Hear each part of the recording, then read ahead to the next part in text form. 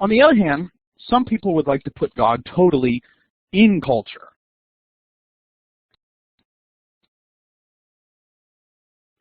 And essentially this view, we would say, well, this certainly isn't a Christian view.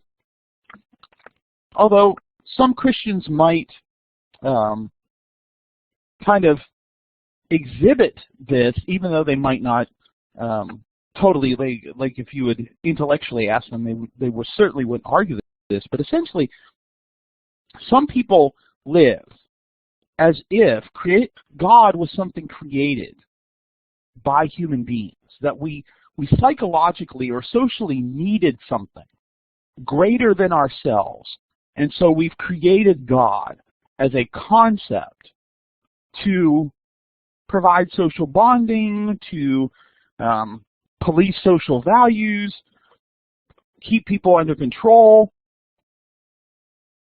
And so that's one way. Other people, however, have kind of taken this approach in that, you know, what my culture is the one that God supports, right? So God is red, white, and blue.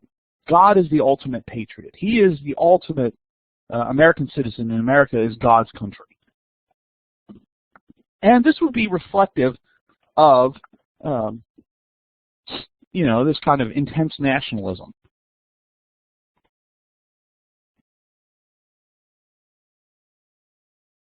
So, and we're talking about God in culture. For some people, that is an attempt to support their own culture. For others, it's God is just a cultural product. The problems with this, of course, is that it assumes that God is simply a psychological or social projection.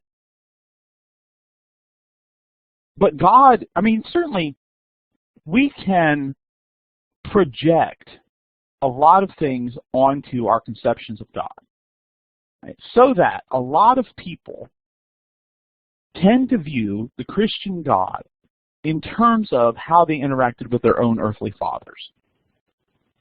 And so how they interacted with their fathers is how they think about their interactions with God.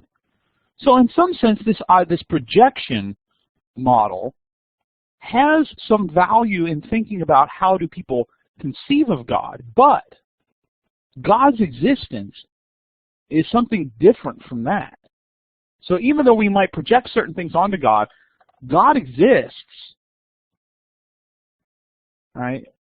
Even though, and God might be completely different from that. So simply because we do project doesn't mean God is only a projection of human life. So we have to be very careful about making that distinction. We can accept some of those, you know, some of those people that claim how we talk about God is projection. And we say yes, right? How we talk about God is often projection, but that has nothing to do with whether God exists or not. And so on the one hand, you know, the problem is that God just becomes this cultural product. On the other hand,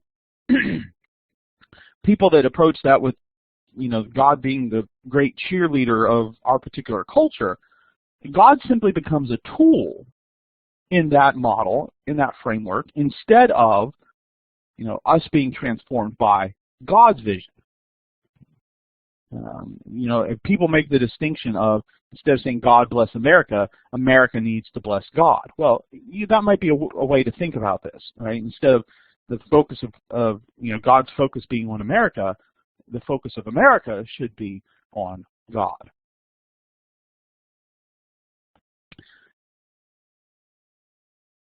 For those people that conceptualize God and culture in this kind of hierarchical way, essentially what we're talking about when we talk about God being above culture is this idea of a distant God that is not evolved, right? God is distinct from culture, separate from culture, but you know, there's not necessarily the idea that culture is bad, like in the first one, right? God against culture. Essentially, this might be like the deist view, where God is kind of like a clockmaker who has started the world, set the clock on the mantle, and just kind of walks away. such a God is distant, it's not involved. There's really not the belief in God providentially working, certainly often a rejection of miracles. But to take such a view leads to the belief that God is not involved in our daily lives, where Scripture teaches us that God is involved in our daily lives. If God was not involved or not concerned about our daily lives and about who we are, prayer would be worthless.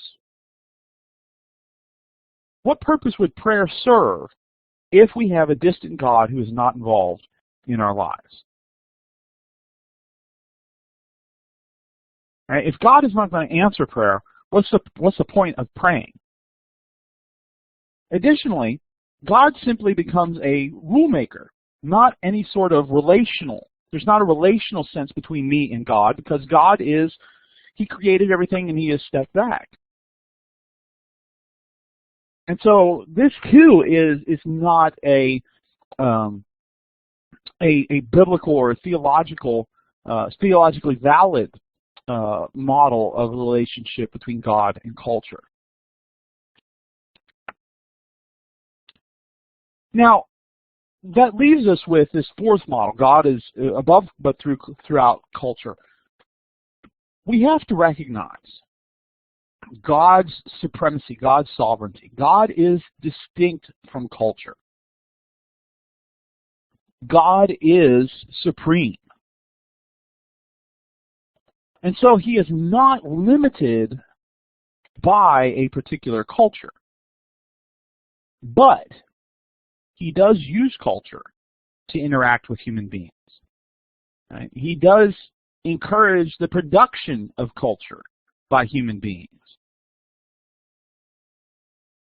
And, you know, He's provided guidelines for that, but God interacts with us through culture. Which means that when we look at cultures, there can be good things in cultures. They can also be bad things in cultures. There can be varying degrees of that. So we have to be wise consumers of the cultural products that exist in our human cultures. Is this something that draws me closer to God? Is this something that draws me further away from God? Is this something I can use for God's glory? Is this something that will maybe misrepresent or deny God? Right, so God is above culture, but uses culture and asks us to work within cultures. So that as we go out, I mean, we live in cultures. We're in the world, but not of the world. And so that means that as we go out and share the message, we might need to, you know, situate ourselves within a cult, right? If you're going to be a missionary, a full-time missionary to a foreign country, you're going to want to situate yourself in that culture, learn the practices of that culture that could be useful in sharing God's message. Right? Learning the language, learning things like personal space and proper behavior and etiquette, right? All those kind of things. Those are cultural things, right, that are often different from what we have in the United States, but these are things that we work within in order to draw people to something above culture, something constant. And so these are important things that we need to recognize, is that culture in itself is not necessarily something evil,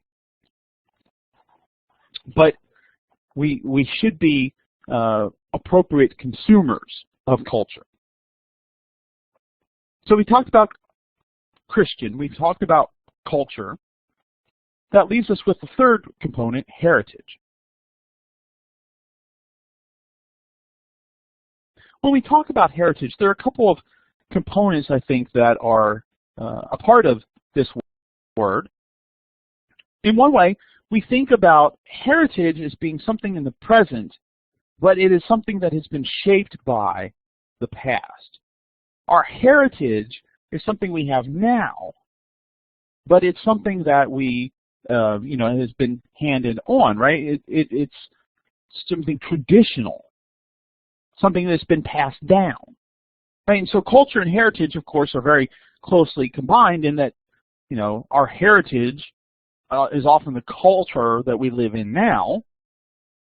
The culture we live in now is a heritage of, what has been passed on to us by previous generations. And so we think, there's that past component, there's the passing on, but of course the idea is that there's this continuing influence. Right? That the previous generations of American citizens have shaped our culture so that what we have today is shaped by the past, but we have something that's living and active now in our contemporary society that has been, for good and for ill, shaped by the past. Then the past still has a continuing influence. I mean, the whole debate over the Constitution, a document written over, almost 230 years ago, still has continuing influence today. Even though we disagree on, well, is the Constitution a living document, meaning it changes and modifies over time, or is it something that was, we should be asking what was the original intent of the founders, right? So there's a lot of difference in legal theory over, what the Constitution is, but the Constitution still influences us today, even though it's an old document that was written several hundred years ago. Same thing, of course, with the Bible, which is even older, but it continues to have an influence. Heritage, of course, is very closely related to the term inheritance, right? Something that we receive from our ancestors, our parents, maybe our grandparents. And so heritage refers to this idea of, cultural products or ideas, values of the past that continue to have an influence on the present. So let's tie this all together now. What is meant when we talk about Christian cultural heritage? Well, one component, of course, is this influence of Christianity on Western culture. Right, that continual influence on how Western culture has been deeply shaped by Christianity. But it's also a reminder of our need to be active as Christians in our culture. And so how do we live as Christians? What's our heritage, our cultural heritage of Christianity that we then carry into our larger cultures of our national or group, right, as Americans or other nationalities? But also, one of the things that we're doing as well is kind of thinking about how does the Christian worldview compare to other worldviews? Right? This is our cultural heritage. And part of that cultural heritage is a particular worldview. So how does that relate to other worldviews in other cultures? As well as how are we thinking about our current situation and the ways in which that Christian worldview is declining in influence. And so all of this is a way to talk about, right, this is what this course is about. This is what the framework of this course is about, is that Christianity has had this influence on Western culture that we are heirs to, but we are also then called to be wise consumers of culture, think about how what our worldview is, how others don't share that worldview, and find a way through culture to engage others, to ultimately try to enlarge the borders of Christ's kingdom. And so that's what we're talking about when we're talking about Christian cultural heritage, is tying together all these different facets of human experience from a particular historical standpoint. And so that's what's going to be guiding us as we go throughout the rest of this semester, or this course.